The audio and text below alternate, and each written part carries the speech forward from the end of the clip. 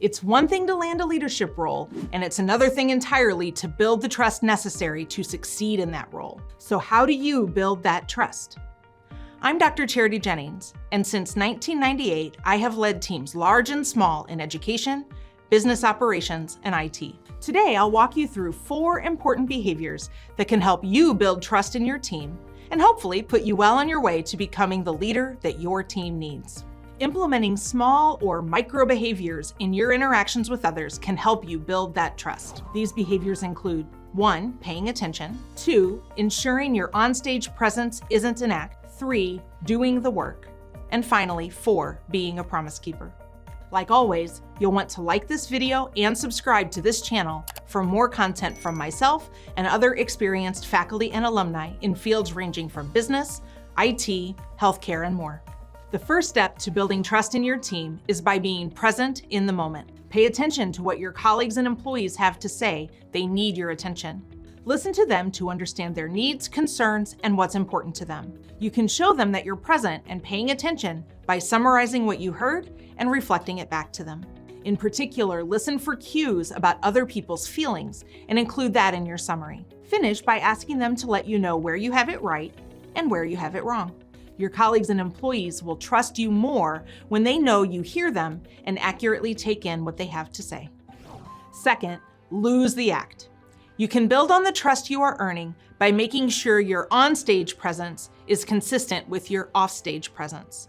This means that your words and actions are the same, whether you're speaking directly to an employee or out of their sight. One of the quickest ways you can undermine others' trust is by saying one thing in public and then contradicting yourself when offstage. Being consistent in the things you say is so important in creating and keeping trust. A third way you can build trust with employees is by showing your team that you are prepared to do anything you ask of them. It's important that you don't delegate the menial tasks to your team while keeping the desirable tasks for yourself. Rather, show that you're as willing to do the work as you are to delegate to others.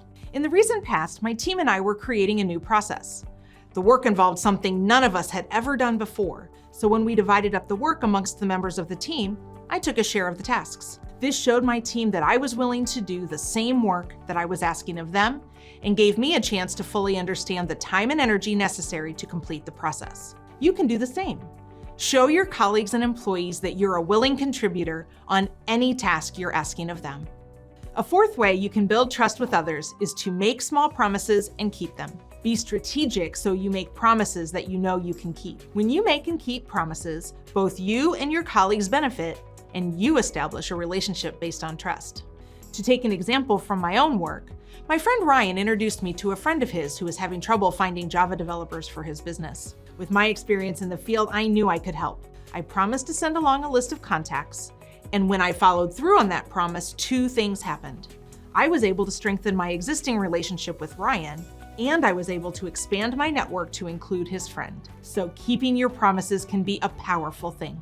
When you are present and in the moment with your colleagues, when your offstage presence is consistent with your onstage presence, when you show your team that you are not above doing anything you ask others to do, and when you make small promises and keep them, you build trust with those around you. Show your colleagues, employees, and new contacts that you are someone they can trust through your words and actions. And in turn, you'll build your leadership reputation and create networks of people who have greater potential for positive communication, collaboration, and productivity in support of your work.